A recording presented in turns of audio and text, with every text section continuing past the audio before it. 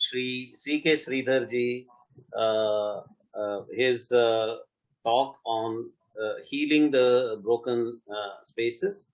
C.K. Sridhar is a writer, editor, and speaker on the Veda and Vedic and Indic traditions of India, and a strategic communications consultant. As a mainstream journalist with leading newspapers, he has written on everything from defense, foreign policy, and corporate world to cultural affairs, the arts, and identity politics. But today he is going to speak on a certain perspective on Devadasi tradition under the title Healing the Broken Spaces. Over to you, Sridhar. Yeah, I think I'm unmuted now. Thank you, Dr. Nagaraj. Thank you, Indic Academy and Harikiran ji for this opportunity, this platform. And it's a pleasure and privilege to be here amongst such distinguished scholars on this particular topic.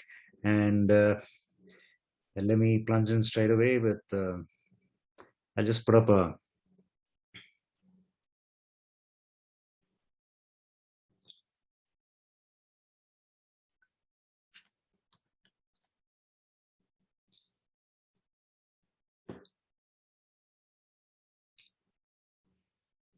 Yeah, so I just have a small slide presentation here simply as a placeholder for what I'm going to be talking about. And I think all of you can see this. Yeah, okay. So I've called it Healing Broken Spaces because as a journalist, in fact, maybe this is a good point for me to just mention what is the perspective that I'm bringing to this particular topic, and what are the perspectives. See, journalism is basically about shining a torchlight on certain aspects and certain subjects, right? On people, on topics, on subjects, and ultimately upon spaces. And I thought that's a good way to frame this whole discussion because as Dr. Swapna Sundari highlighted and as Dr. Nagaraj highlighted, and we've all seen this, right? This is a broken tradition in so many different ways, right? It has, I mean, the fault lines are numerous. They're historical, they're societal, they're linguistic, they're regional. I mean, you have these numerous fault lines. And then you have fault lines which have broken up the tradition itself into a series of, into pieces of misinformation, misinterpretation, pejorative and derogatory perspectives. And as again pointed out by the previous speaker, some of it has to be taken on board in terms of we have had cases of, exploitation. And of course, these are historical points in time. When did the degeneration begin, for example? When did it happen that these traditions had to be driven out of their customary spaces into perhaps various, dark corners? So why did that happen? And finally, if we are talking about any kind of revival, and if you're talking about paying first before revival a tribute to this tradition, and if you're talking about any kind of revival, what is it that we're really seeking to revive? So that's the whole idea of this. So to elaborate on the first, see, this is a standpoint, and ultimately I think it's about a sensibility. I mean, how do you approach something like this? Dr. Nagaraj talked about youngsters who are maybe dancers, maybe they're coming into dance, maybe they're coming into art, or maybe they're just analyzing ancient Indian culture, or maybe they want to find themselves, root themselves in an identity, in a tradition, both India and abroad. It's not just for people who are outside Indian shores. Even for a modern youngster today, I mean, people are wondering, what does it mean to be part of a culture, a religion that you may call Hinduism, you may call it the Vedic religion, or you may call it, we have all these modern, because of mainstream media, the very mainstream media that I've come from is probably guilty of creating certain lenses, distorting lenses for modern youngsters to have their own sense of identity, to root themselves in their own tradition.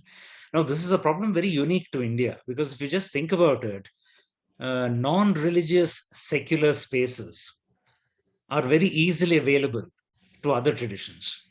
To the Western youngster, I mean, even Western societies today talk about where their youngsters are going, do they really understand their traditions and so on. But at least there they have non-traditional, non-religious spaces which are available to them, which are still part of their culture. I think this is a critical difference. For today's youngster, a non-traditional space, a non-traditional cultural space is somehow has to be westernized. It's almost as if there are only two choices available to them. You're either a very orthodox, conservative, traditional Hindu, or if you're a modern, westernized, deracinated Hindu. I mean, this is a false choice. And this false choice also leads to a lot of confusion. So from that view, this is a standpoint and a sensibility that says, look, we are all under the Vedic tradition here, and it has many art offshoots. And it emphasizes that many art and art forms have come from that Vedic umbrella. And then it recognizes that today there is an issue of identity, and that there is identity politics, which, like I just mentioned, challenges your sense of who you are and gives you very limited choices. And it doesn't even allow us to enjoy our own art in a direct way. I mean, there are, one of the earlier speakers mentioned, this whole question of appropriation. Constantly, we are being told that our art is not ours, that we have appropriated it from someone else, and which is a disservice to both the people they are supposed to be saving it from, in this particular case, the Devadasi community as they see it, as well as the people who are supposed to have appropriated it, right? Who are typically described as modern, Brahminical based, middle class consumers of art and culture who don't really know what its origins are. I mean, this is how the narrative grows, right? So this is something, again, we have to challenge. Notions of competition have been distorted and broken. What is really expression? What is artistic expression has been put under political lenses. Then there is the whole question of gender, right? And even gender, well, there are so many ways in which gender can be understood. Say for the young adolescent boy or girl, he or she is constantly being challenged in terms in to see gender only from a Western route, as if you see it from an Indian perspective, it has to be somehow patriarchal, it has to be somehow exploitative, maybe, or somehow distorted, right? So we have all of these things that we have to challenge and develop a sensibility for.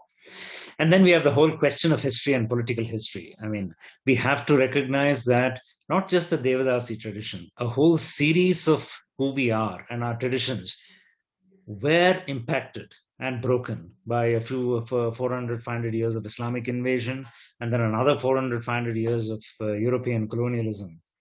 And which meant, I mean, we have to recognize that this was not just a state invasion. This was not just a geographical resource appropriation. It was not just a appropriation of land and resources, but it was also an invading and a colonizing of personal spaces, artistic spaces, relational and recreational spaces. All of that happened, right? With a massive, massive impact on all traditions, not just traditions, on societal norms, on education, on schools, on workspaces, on how we earned a living, on agriculture, and of course, most famously on caste itself. I mean, today I think it is well understood that the caste system, as it was understood and portrayed by the British after the advent of mass media, was not quite how it existed in the earlier days. I mean, if somebody reads the Panchatantra, for example, you may read a little story about, say, the how a rather idiotic Brahmin was thrashed by a dhobi, right, for bad behavior. And so, where is this question of the all dominant, Brahmin persona? You were still treated the way you behaved, irrespective of who you were, even in ancient India. So, if a dhobi could thrash a misbehaving Brahmin, I think we have seriously misrepresented the way caste played out in ancient India. I'm just giving you that small example to show how all of this has been broken up. So, as I mentioned, there was the impact of Islamic invasions. And when Islamic invasion happened, our artistic, cultural, and religious spaces were severely impacted. And if you consider the Devadasi tradition, this was a temple dancing tradition, right? And with, of course, various sampradayas. Where is the temple dancing tradition to go? I mean, it had to start hiding. And the hiding happened. And when hiding happens, right, distortions happen and exploitation happens. When it starts seeking spaces to defend and save itself, you're going to create spaces for exploitation. Same thing happened with European colonization. People are familiar with what they did to temple traditions, the sati, the bans on Devadasis, the anti-Notch movement, right? There was this whole idea that Notch girls were nothing better than prostitutes. And of course, this fails to recognize, this does not recognize that the dancing tradition encompassed many different kinds of dancers. There were the temple patras to maybe other forms of dancers. And there were these traditional spaces, right? There was right from the yajna. I mean, if anyone has attended a traditional Vedic yajna, an Agnishtoma, which takes place over 3 or 4 days, you can see what a festival it was in so many different ways, and how the Vedic yajna had spaces for music, for art, for dance. I mean, there were, as is well known, at least in the traditional communities, the Vedic yajna had spaces for dance. There were people who danced there. And you had, so there was the yajna sampradaya, the alaya sampradaya, the asthana, the kacheri sampradayas. And there was the sabha sampradaya. And there were the private and chamber spaces, a mandala sampradaya or even a veshma sampradaya. Even traditional gurus have told me a guhya sampradaya. I mean, why not? Right? Society was complex. And there were many spaces in society, all under one single Vedic umbrella, which was broken up. So spaces existed for an entire complex of people to function. And of course, this started getting conflicted first, and then it started getting compressed, and then it started getting cornered. So small spaces had to emerge, and then they were all conflated into one big saying, oh, Devadasi, they were just, whatever, they were just courtesans, or they were just available to everyone who wanted to exploit them, and so on and so forth. And another point which must be recognized, I think, is especially in terms of the politics of appropriation and misappropriation. All our dance forms came from the Natya Shastra, right? And whether they were, whatever the sampradayas, whatever the spaces they occupied, I think the Sanskritic tradition of the Natya Shastra permeated all these dance forms, and you can see them being traced to practices which themselves are very much informed by the Natya Shastra. And as recognized, I mean, well recognized, for long we have had Vedic traditions and we have had tantric traditions, which are closely followed, borrowed from, sometimes separated, sometimes commingled with the Vedic tradition. I think scholar S.K. Ramachandra Rao used to say, from of old, India has had almost parallelly developing the Vedic and the Tantric. And as we know, the Vedic went into the Alaya traditions, the Agama traditions, and then you had the Agamic prescriptions. And within both the Vedic and the Agamic fold, you had the Kumbha Nritya, the Charchari Nityas, and these were again informed by several other traditions. It borrowed something from the Tantric, it borrowed something from different traditions. And it has been pointed out, of course, that the temple structure itself is drawn from the Vedic altars, the Shala complex, and what the Agamas had to say about worship rituals and the extended Vedic rituals that used to be performed in the temple. And in fact, I mean, we just heard a very lovely rendition from Dr. Swapna Sundari about how the Lord was woken up. So it was an archana, right? The Devadasi's dance in the temple was an archana. It was an offering. They woke up the Lord with it. They put the Lord to sleep with it. And of course, they were the whole question for the Lord's pleasure, right? The Lord and the deities were offerings were made through dance and song, which celebrated every aspect of the Lord, whether it was union or whether it was their divine play, their leela, or whether it was how they interacted and spoke and teased and even came down with their bhaktas, right? All of it was a part of this wonderful tradition. And you cannot ignore the economic aspect. Temples were rich with rich assets, and they had land resources, and they had access to resources from that land. They had the produce from that land. There was jewelry, and of course, this made them a target during the Islamic days. Obviously, the deterioration started there, and it also made them a target for the British. I mean, it's extraordinary if you study it, how British administrators, for them, the temple was a huge focus point. They tried to destroy some of it, They couldn't destroy some of it. They didn't want to destroy some of it because it was an economic source for them, a source of power, a source of economic control, a source of access to revenue from the produce from land. And so constantly they were aware of it.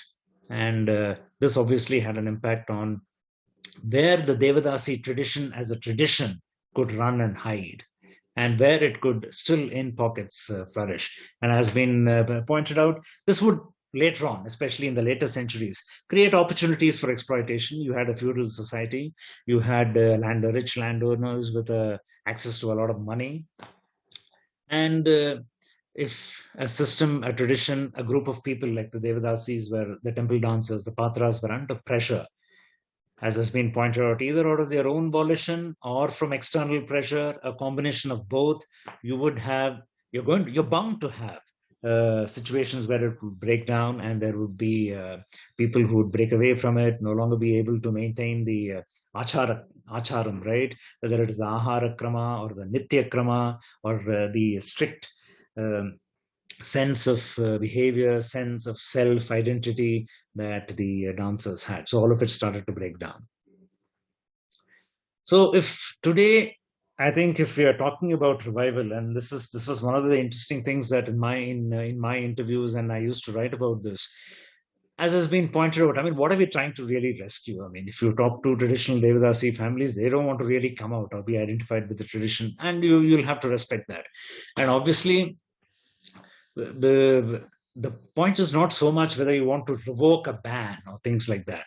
I think what you really want to do is to first recognize, okay, how the revivals in terms of dance took place, recognize that there is no appropriation or misappropriation here. You also have to recognize the pseudo-progressive politics and caste politics that modern narratives emphasize. You have to take care of all of that. You have to break it, and then you have to see what it is that you're exactly reviving. And really, I mean, I think it all comes down to reclaiming the temple. I mean, today, I think it is important to realize that the Hindu community and the Hindu space does not have control over its temple, which is the core of its activity. So the temple has to be reclaimed first. And I then think the other places, the other pieces will follow and fall in. Like Dr. Swapna Sundari pointed out, we have to ensure that there is a certain amount of protection here. I mean, first of all, we have to make sure that there is no room for exploitation to the extent that such a thing is possible. And then you have to have a lot of autonomy. You have to have freedom. And I think freedom starts, first of all, with reclaiming that space. If that space itself is not free and not under your control, and you can imagine what kind of things will happen. So I think first, the most important step, I think, here in this is to reclaim the temple, to reclaim the space. And once you reclaim that space, then I think it's up to artists, senior artists in this field, senior scholars who have worked in this field, and maybe the whatever is left of the families themselves. And I mean, they can decide. Once you give artists freedom, I mean, there is an artistic wisdom that starts to prevail, and they can decide how it should go, and what should be revived and how it should be revived, not just from an artistic and aesthetic perspective, which is the easier bit, but from a the artist's perspective, the artist's community perspective, and what role they will play, what role will the dancers play, whether they're from a very classical conservative tradition or the Vilasani tradition. How do they want to portray their art? What are the spaces that they want within and outside the temple? I think that is important, and that will happen once you start reclaiming the temple space. And then when you talk to people, I think it's important to talk about the erotic repertoire. And I think I think it's important to show that this is very much part of Hindu tradition. And in fact, I enjoyed the Dr. Swapna Sundari's talk, where she talked about how the whole idea of union was part of how we saw nature and how we saw worship rituals, whether in temple art and architecture itself or in poetry. Say in an Ashtapadi, Jayadev will tell you, I mean, come to these lyrics the way you want to. I mean, do you want to come to it to enjoy it as an amorous dalliance between the hero and the heroine, or something to do with the divine between the Lord and his consort, or however you want to do it, right? You can come to it the way you want to do it. And so that has to be understood and communicated well, what this erotic repertoire is all about. It may simply be it may not even have been for consumption outside the temple. Maybe it was, maybe it wasn't, or maybe it was both. where the dancer intended it simply for the deity, right? Or it may have been a little more. So I think we have to make spaces for all of that. And today, I think the modern youngster who comes to dance and who's confronted with the idea of the Devadasi tradition, and she looks at this repertoire. I mean, she tends to worry about. I mean, what is this for? Am I performing this for the male gaze, or what is this for? So I think it's important to teach her where this tradition came from and what it is all about. And very quickly, people start finding their own feet in terms of what this repertoire is all about, and share the aesthetic, enjoy the aesthetic, and perform it for mature audiences. You have to create that space. I mean, I've had dancers tell me, yeah, I can, I mean, this is an enjoyable repertoire and I would love to perform it, but for whom? Who's going to watch it? You know? So those questions have to be answered. And no, the Abhinaya itself, I mean, I think it's important to mention it here. And these are the words of Dr. Anupama Kailash. I mean, I thought she put it very well. So I've just put it in those quotes, which says this erotic repertoire, the Abhinaya itself is without a hint of excess. I think that's a wonderful thing to keep in mind. She says it's that in many ways it's a detached study of human sexuality and eroticism, and so there's no excess in this. There's a lot of grace and subtlety in the abhinaya, in the art form, which I think has to be recognized, because sometimes people don't, I mean, they don't do the deep dive. Okay, this is a sensuous art form, so what exactly happens, right? I mean, probably there no way compares to what we can see in a Bollywood film, maybe. So I think it's important to remember this. Of course, no such restraint historically has existed in the lyrics and the poetry of what the Vilasini dancer or the Devadasi dancer might use, which I think is fine as well, right? I mean, all of us have, these are well understood, and I mean, I have been given at least a couple of examples from Telugu where the Vilasini dancer might sing, "If you men are, are with so much restraint and shyness, what are we supposed to do, right?" Or "You're so tired from making love already, so where's your energy?" and things like that, right? So it can be provocative, it can be playful. There was that repertoire, and I think if you create the spaces and if you understand where these traditions came from, I think the modern dancer will be able to put it pretty. Both the dancer as well as the audience will be able to enjoy it for what it is, for a complete aesthetic experience. And I think it's also important to recognize the other breaks. These spaces have been broken in so many different ways. I mean, you have to heal them along so many different fault lines that sometimes you can even get discouraged. But I think it's important to persist in healing these spaces, because I think it's important to emphasize the unity of tradition across all South Indian and South Indian dance forms and in Orissa. And a lot of gurus and a lot of people have shared this with me, and I think it is extremely important. See, we have this very European idea, right? That India is a kind of Europe, and this was imposed. This is another byproduct of colonialism. India is not Europe. We are not comprised of European linguistic nation states the way Europe is comprised, with a France and a French culture and German and a German culture. India is not Europe. We had this free-flowing regions of Telugu-speaking regions, Tamil-speaking regions. Yes, there were broad divisions, but we were not ethno-linguistic nation states along European lines ever. And I think it's very important not to overemphasize a Karnataka tradition or a Tamil Nadu tradition or a Andhra or Telugu tradition. I think it is terribly important not to do that. And in fact, I think some of the Andhra Pradesh researchers have themselves pointed out that Karnatakam was itself interchangeably used with Bharatam. And Karnatakam referred to the black soil regions of South India as a whole. So I think it is not many people like it when I say this, because today, because of European influence, we are all, I think, excessively focused on a Tamil or a Telugu or a Kannada tradition. But I think it is important to emphasize the unity across these traditions and recognize what the individual languages were. Sanskrit, of course, had a much higher role to play in artistic traditions than we are willing to recognize. We think Sanskrit was something that was absolutely and totally confined only to maybe Vedic priests and so on and so forth, but it played a role in the courts, it played a role in the temple, it played a role in artistic traditions. So Sanskrit was very much there, and it was well understood, far more well understood than we think it was. And I mean, We have talked about the Koluvu, right? The Telugu word where Devadasi saw themselves as following a profession and not necessarily a kala. Even this kept evolving, right? Maybe this was even a product of what happened after 400 years of Islamic invasion, as well as 400 years of European colonization. I think we'll have to recognize that it was all of it. It was a kala, it was an art form, it was a koluvu, it was a profession, and it was very definitely a vidya, right? It was a skill. It was a deep skill which involved study, which involved practice, it involved dedication to gurus, to tradition, and I think that has to be emphasized as well. And again, if this is understood, and if these sort of spaces are healed, you have the opportunity to primarily revive a tradition. Because, like I've mentioned here, there was close interaction with Sanskritic forms, gurus, techniques, and principles coming from the Natya Shastra, as well as coming from various other regional traditions.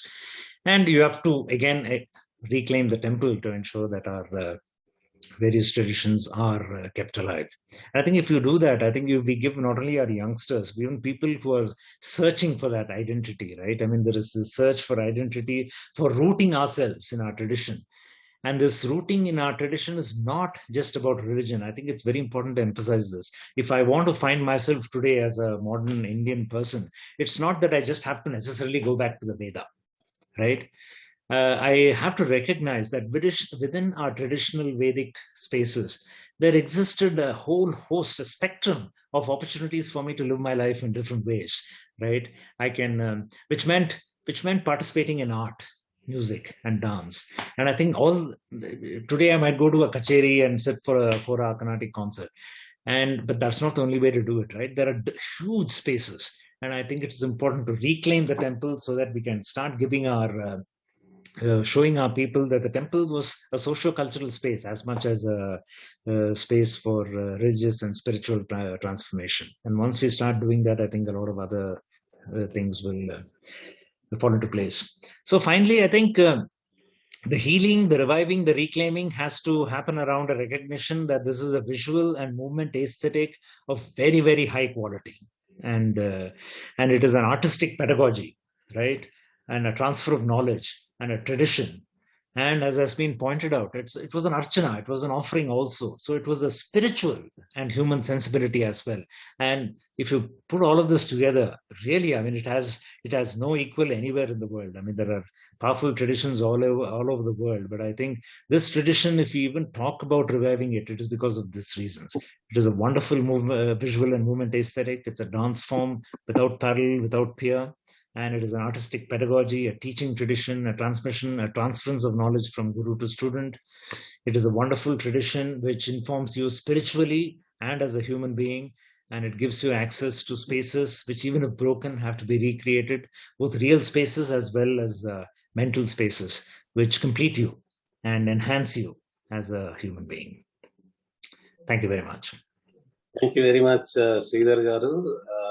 You correctly located the spaces where the breaking took place and where the healing has to take place. Particularly, the point that the linguistic boundaries are not applicable to such traditions is very important. The tradition is far and wide. Actually, at a later stage of my life, I realized that it was up to Nepal also. Nepal has a very Right. rich coverage of this, and it is so far and widespread. And these linguistic boundaries have been created, I think, during the modern time. While naming these contemporary adaptations and all that. That is what Akka also, Satna Sundari Akka also was telling me, that actually she was not covering it with a linguistic boundary.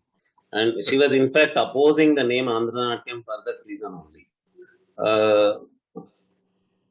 But I do have 3 points of response to Mr. Sridhar. If you don't mind, I'll try to make it as quick as possible. It's a response. I'm not joining issue. You mentioned Islamic invasion. as being one of the factors for the for the destruction or near decline of temple dance. I also agree to an extent that the destruction of temples prior to 10th century might have been the cause of the disappearance of dance altogether. But we have to also remember, because we're also looking at it from the historical perspective, we must remember that there was a Hindu resurgence. Between 10th and 12th century, there was a huge temple building act, which is in fact what we're discussing today in terms of the dances which we're all referring to. Bharatanatyam, Natyam or Natyam doesn't make a difference. All this is based on the activity that emerged or re-emerged in the temple after the temple rebuilding between 10th and 12th centuries. So to that extent, the impact was really prior to 10th and 12th century, but what is being discussed now is post that period, number one. So therefore, the second you said is Agamic tradition, Vedic and Tantra.